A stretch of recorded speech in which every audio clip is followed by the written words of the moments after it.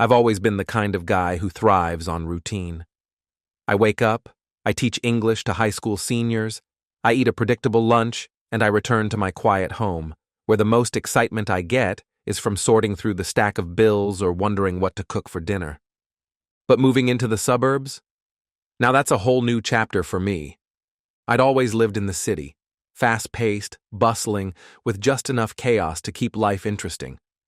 But here I am, in a 3-bedroom house in the quietest neighborhood I could find, surrounded by trees, birds, and, unbelievably, absolute silence. I'm still adjusting. The walls are a bit too big for my taste, and the lawn, though nice, is more maintenance than I ever planned on. But I needed a change.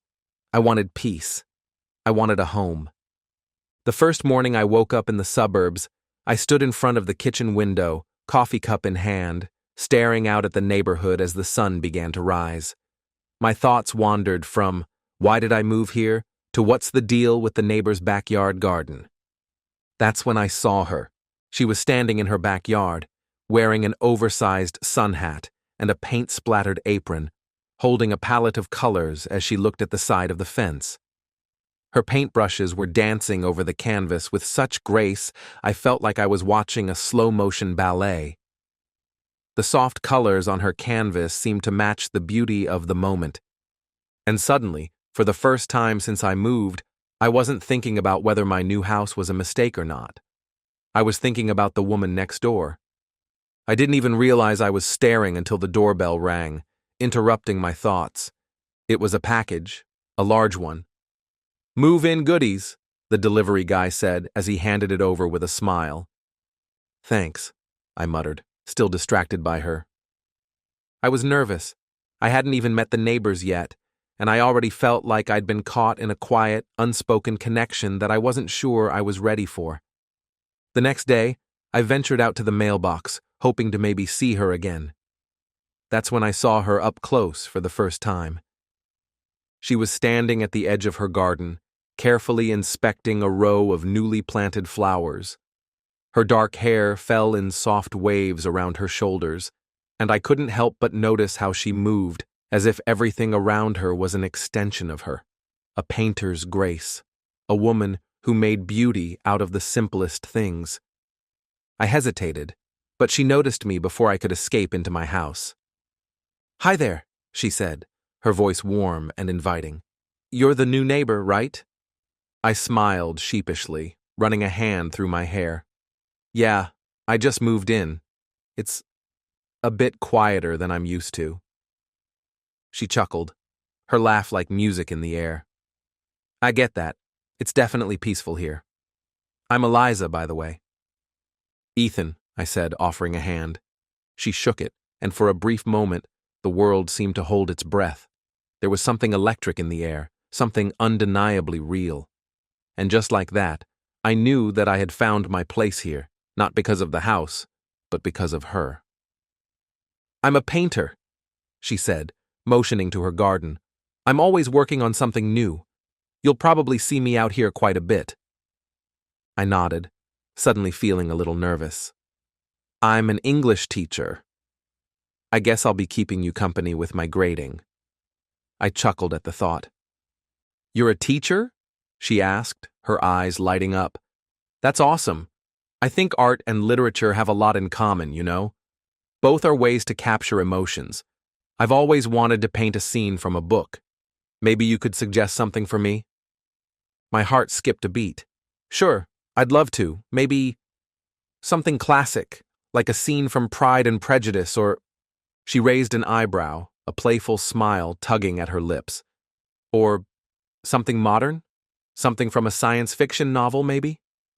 I laughed. "All right, The Great Gatsby?" Her eyes sparkled. "I could do something with that. Maybe a portrait of Daisy looking out over the water. That kind of thing." As we chatted, time seemed to stand still. I found myself enjoying her company more than I expected. She was easy to talk to, her intelligence and creativity flowing effortlessly. I could have stayed there all day, but then a familiar voice called out from behind me. "Ethan, darling." I turned around, and there was Tiffany. the realtor who had sold me the house. She had been incredibly helpful, but more than that, I couldn't deny that there was something about the way she looked at me. Tiffany had always struck me as a little too perfect, the kind of woman who only cared about surface-level things. "Is this your new neighbor?" Tiffany asked with a forced smile, her gaze lingering on me a little too long. "Yeah, this is Eliza. Eliza, this is Tiffany, the realtor who sold me the house," I said, trying to keep the conversation casual.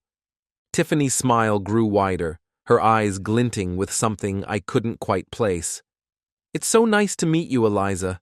I've heard a lot about this house. It's practically perfect, isn't it?" Her voice had a certain condescending tone, like she was looking for a way to stake her claim. Eliza smiled politely, but didn't seem fazed. "It is, indeed. I'm sure Ethan's enjoying it here." Tiffany's eyes flickered between us, and for a brief moment, I felt like I was caught in a tug-of-war. Tiffany had always been a little too interested in me, her compliments a little too sharp. It was obvious that her attraction to me was rooted in the image she had of me as a perfect guy, the kind of man she could control and mold. I could feel her gaze, but I wasn't sure how to react. Tiffany might have been beautiful, but something about her didn't sit right with me anymore. She was the kind of woman who would love me for the wrong reasons, the surface ones, and I was finally starting to see through that. "Well," Tiffany said, finally breaking the tension, "I'll leave you two to get better acquainted. Just wanted to pop by and say hello." As she walked away, I glanced at Eliza, unsure of what to say, but Eliza simply gave me a knowing smile, as if she'd seen this all before. "I think Tiffany's got a thing for you," Eliza said lightly, her voice teasing but with a hint of something deeper behind it. I laughed, scratching the back of my neck. "Yeah, I'm starting to get that impression. She's a little too perfect, you know?" Eliza nodded. "I get it. It's always the ones who focus on the surface that can't see the real beauty." I could feel the weight of her words settle between us, and for the first time in a while I knew what I was looking for. Not someone who saw me for my looks or my success, but someone who saw me for what was underneath, someone like Eliza. The days that followed were filled with stolen glances and brief exchanges. There was a palpable tension between us that neither of us seemed eager to break, but we both knew something was growing. And in the midst of all the quiet, in the middle of this peaceful suburban neighborhood, I found myself falling for the woman next door. The days after Tiffany's little visit became a blur of quiet moments shared between Eliza and me. We saw each other more often, sometimes at the mailbox, sometimes by our fences, and once in a while when I ventured out for a jog around the neighborhood. Each encounter was loaded with unspoken things, like the moments before the first kiss, full of promise and excitement, but also so fragile. Eliza would wave to me as I passed by her house, her fingers painting the air with a casual, easy grace, the same way she handled her brushes. She made the world look a little less ordinary. Her smile, especially, stayed with me long after I left her yard, and I often found myself daydreaming about her, about us. But of course, there was Tiffany, and Tiffany made things complicated. A week after that awkward moment outside my house, Tiffany arrived unannounced, carrying a basket of freshly baked cookies. The subtle smile she wore couldn't hide the hint of triumph in her eyes. She had come to stake her claim again, and I had no idea how to navigate it. "Ethan," Tiffany said, stepping inside my house as if she owned the place. "I just wanted to check in on you and see how the house is treating you. You know, I always make sure my clients are happy." "Thanks, Tiffany," I said, still feeling a little uncomfortable. "Everything's great, actually. Really settling in." She set the basket down on my kitchen counter with a flourish, her eyes scanning my living room with a critical air. "Oh, I'm sure it's fantastic, and such a great location. The house next door is lovely too," she added, her voice sharp with an edge I hadn't noticed before. "It's just a shame it's all a bit isolated out here." But I suppose that's what you wanted, right? Peace and quiet? I stiffened. Yeah, peace and quiet is exactly what I wanted. My mind drifted to Eliza's lively conversations, her vibrant art, and the way she brought color into everything she touched. It felt like Tiffany was trying to turn the air stale, but I wouldn't let her. Tiffany lingered for a while longer, making small talk, her attempts at flirting growing more obvious as time went on, but it was clear she was more interested in impressing me than actually getting to know me. I'd had enough. Finally, she took the hint and left, her heels clicking sharply against the floor as she made her way to the door. "Well, enjoy the cookies," she said, her smile slightly too wide. "And, Ethan, remember, if you ever need someone to talk to or, anything else." She trailed off, leaving the words to hang in the air. The moment she was gone, I breathed a sigh of relief. There was something so suffocating about Tiffany. I could never quite put my finger on it, but I knew she wasn't the kind of woman who could ever truly see me. But Eliza? Eliza saw me.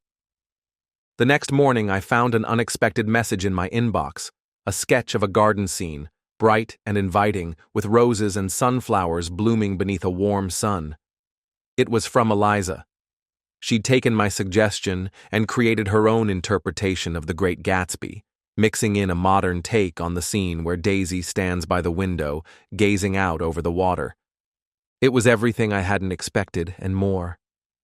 The colors were vibrant, the lines soft but purposeful, and the emotion it evoked was undeniable. I smiled to myself as I studied it. "Can I see it in person?" I texted her, my fingers tapping the keys more quickly than I had planned. Less than an hour later, I heard a knock on my door. There she was, standing in front of me, the sunlit morning casting a soft glow over her face. "Hey," she said with a casual smile. But there was something more in her eyes, a quiet depth that I hadn't seen before. "Hey," I replied, still feeling the warmth of her artwork on my mind. "I love the painting. It's better than I could have imagined." "I'm glad you liked it," she said, her voice almost shy. "I thought maybe I could paint something else for you. A scene from a book we both love, or something you could write about." I could feel my heart skip a beat. There was something undeniably vulnerable in her offer, something real. "Maybe something modern, or you could paint a scene from my life, like a first meeting," I suggested, my voice quieter than usual. Eliza's eyes met mine, and for a moment, there was a softness between us, a kind of understanding. "You're a writer. I think I could capture that," she said, a gentle smile pulling at the corners of her lips. Before I could respond, she turned to leave, her steps light and graceful. "Wait," I called out, unsure of what I was about to say, but feeling like I had to say it. "Would you want to go out for coffee? Just us? I think we have a lot to talk about." She hesitated, then smiled, her expression breaking into something tender. "Sure, I'd love to." The coffee shop was small, tucked away on a quiet street corner, and as we sat down by the window, the warmth of the conversation between us was undeniable. We spent hours talking, about everything from art to literature to our very different lives. She shared how she'd grown up moving from one place to another, always chasing the next adventure, while I told her about my steady, predictable life as a teacher. Despite our differences, we fit together in a way I hadn't expected. As we finished our coffee, the sunlight fading into the soft pinks and purples of the evening sky, I felt like I'd known her for years, not just days. But I was still aware of Tiffany, lurking in the back of my mind. That night, as I walked back home, I saw her standing in her garden again, a paintbrush in hand. The sight of her felt like something I wanted to keep close, something I never wanted to let go of.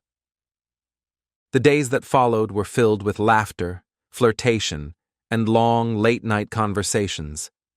But even as Eliza and I grew closer, Tiffany's presence was never far behind. She was always around, always making her intentions clear, and I was beginning to realize that I would have to make a choice between the woman who saw me as a prize and the woman who saw me for who I really was. It was going to take more than just a nice conversation to sort this out. But as I looked at Eliza that evening, her eyes sparkling with something more than just friendship, I knew one thing for sure. I wasn't going to let Tiffany win. The weekend after our coffee date was one of those days that felt like the universe had conspired to give me exactly what I needed: calm, clarity, and Eliza. It was a perfect Saturday afternoon when I walked out onto my front porch, finding her sitting cross-legged on the grass, her sketch pad balanced in her lap. She looked up when she heard me, her face lighting up with a warm smile. "Ethan," she greeted me, as if it was the most natural thing in the world for me to be standing on her doorstep, drawn by her magnetic pull. "I've been working on something for you. Hope it's not too much." I sat down beside her, my heart racing a little. I wasn't sure what I expected, but seeing her here, in this quiet space, felt right. "What is it?"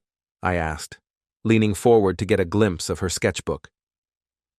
Eliza hesitated for a moment, then turned the pages to reveal a detailed drawing of a scene that looked eerily familiar, the moment we had first met, when I stood by my mailbox, taking in the beauty of her garden. She had captured it with such precision that it almost felt like she had known exactly what was in my heart that day. "Wow," I whispered, feeling a swell of emotion. This is incredible. You really captured that moment." She looked at me, her eyes soft with something deeper than just friendship. I wanted to remember it. I think it was when I realized I'd never met anyone like you before.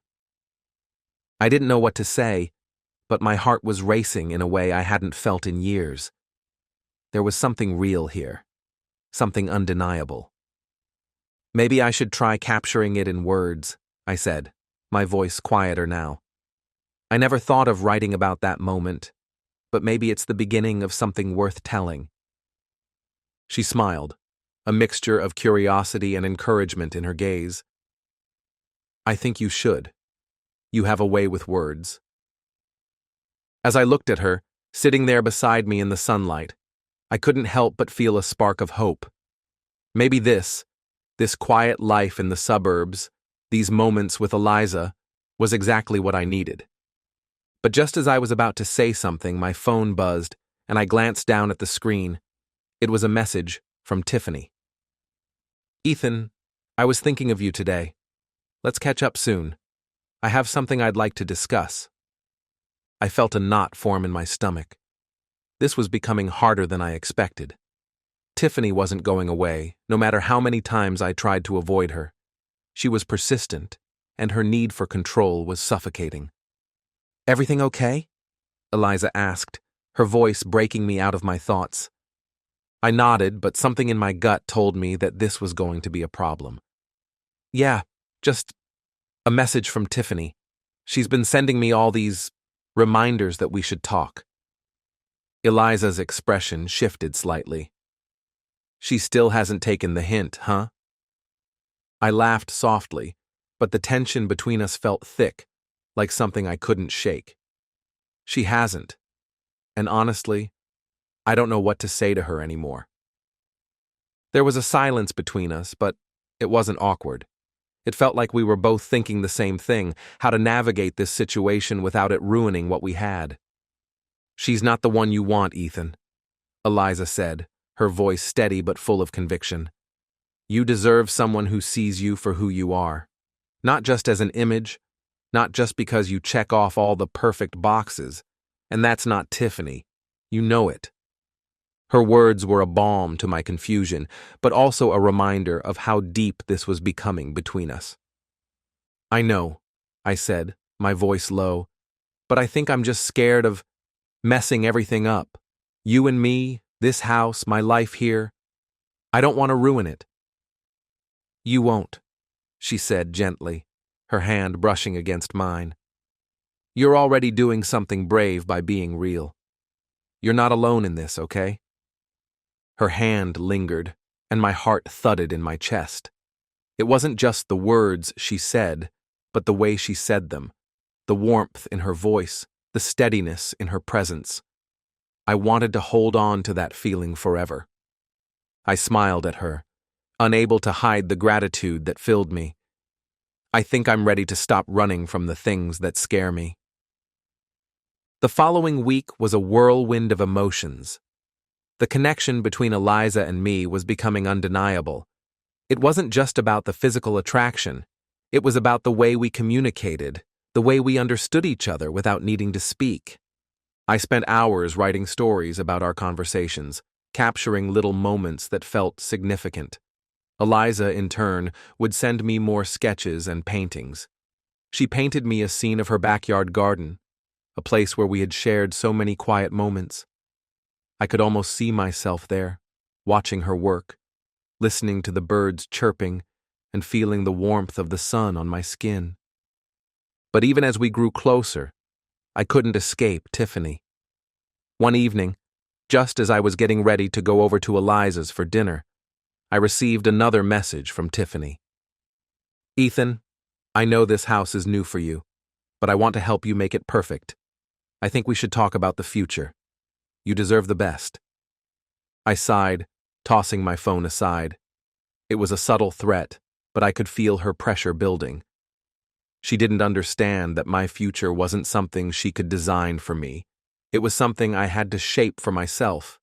And the more I thought about it, the more I realized how much I wanted Eliza to be a part of that future. I was done being controlled. Later that night, I made my decision. I had to confront Tiffany, once and for all. I walked over to her house, trying to calm the rising storm in my chest. I had to be honest, even if it meant breaking her heart.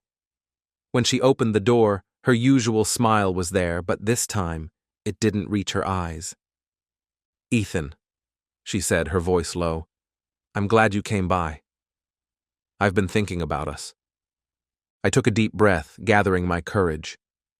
Tiffany, I need to be upfront with you. I've been thinking about this too, and the truth is, I can't keep pretending. I'm not the person you think I am. I'm not who you want me to be. Her face faltered, but she quickly masked it with a forced smile. What are you saying? I'm saying that I've met someone who sees me for who I really am, I said, the words coming out more easily than I expected. Someone who's made me realize that I deserve something real, not just something convenient. Tiffany's expression hardened, and I could see the anger bubbling just beneath the surface. You're making a mistake. But I wasn't afraid anymore. I had made my decision. I'm sorry, Tiffany, I said, but this is where I draw the line. I'm choosing my own path now. And with that, I turned and walked away, the weight on my shoulders finally lifting. When I got back to Eliza's house, she was sitting on the porch, waiting for me. Her eyes softened when she saw me, and I knew this was the beginning of something real, something worth fighting for. Did you do it? She asked softly. I nodded, walking over to her and taking her hand in mine. Yeah, I did. I'm not running anymore. She smiled up at me, her eyes full of warmth. Good, because I've been waiting for you. I leaned in, finally allowing myself to feel everything I had been holding back, the truth in my heart coming alive in a kiss that was long overdue. In that moment, I realized that it wasn't the house or the suburbs that mattered. It was the person I was becoming, with her by my side. The days after I confronted Tiffany were a whirlwind of emotions, but more than anything, they were a relief.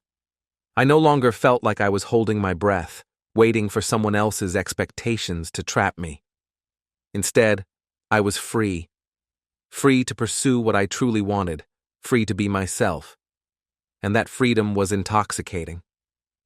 Eliza and I spent more time together, our connection deepening with each passing day. There was a quiet joy in the way we spent our evenings, no rushing, no pretending, just us, enjoying each other's company in the way that felt most natural. Sometimes, we'd sit out on her porch, sharing a bottle of wine and talking about the future. Other nights, she'd take me into her art studio, where we'd sit surrounded by her paintings, her soft hum of concentration filling the air. One night, she invited me to her art show, an exhibition of all the work she'd created since we'd met. I hadn't seen everything she'd been working on, and I was curious to see her art through the lens of our experiences. As soon as I walked into the gallery, I was struck by how much of her soul was reflected in every piece. The vibrant colors, the raw emotions, the way she used art to tell stories. It was clear to me that Eliza wasn't just a painter. She was a storyteller, just like me. Her work spoke of love, loss, dreams, and everything in between. And there, in the center of the room, was a large canvas, a portrait of me. It was me, captured in a moment of quiet thought, as if I were lost in a world of my own. I was sitting on my front porch, the sun setting behind me, my hands resting on my knees, and my gaze turned inward. The painting wasn't just a likeness. It was an embodiment of everything I'd been feeling in the months since moving to the suburbs. The uncertainty, the longing, and the hope I'd found in her. I stood there for a moment, taking it all in, my heart swelling. I didn't know how to tell her what this meant to me, but I knew this was more than just art. This was a gift, one that I would never be able to repay in the same way.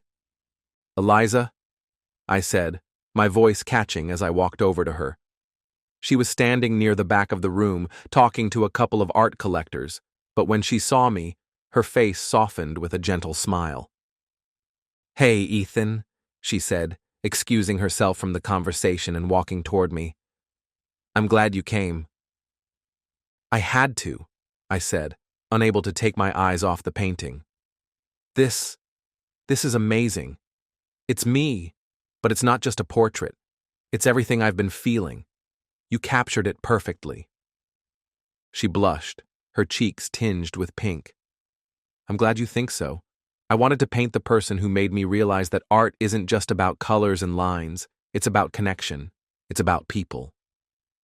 Her words hit me in the chest. She wasn't just a painter. She was a poet, a dreamer, someone who saw the world through a different lens. And in a way, that was exactly what I needed. "Eliza," I said, my voice more serious now, "I want you to know something." Her eyes met mine, and there was an understanding between us, a quiet acknowledgement of what had been building over the last few months. "I'm all in," I said, stepping closer. Everything with you, it's real. I'm not running anymore." She reached out, placing a hand on my chest. "You don't have to. I'm here. And I want this too." And just like that, I knew. The moment wasn't rushed. It wasn't filled with fireworks or grand gestures. It was simple, real, and everything I had been waiting for. As the night wore on, we talked about the future. Our future. We both knew we couldn't predict what would happen, but we were ready to face it together. Whether it was more paintings, more stories, or just more quiet moments in the garden, we were ready to build something real. The following months were filled with little adventures, new projects, new dreams, and new ways of seeing the world. Eliza and I collaborated on a series of paintings inspired by my favorite novels, and she painted me as the lead character of every story we explored. The process was intimate, creative, and fulfilling in a way neither of us had expected. Tiffany, of course, didn't go away completely. She would send me occasional messages, trying to win me back with promises of luxury and an easy life. But I'd learned my lesson.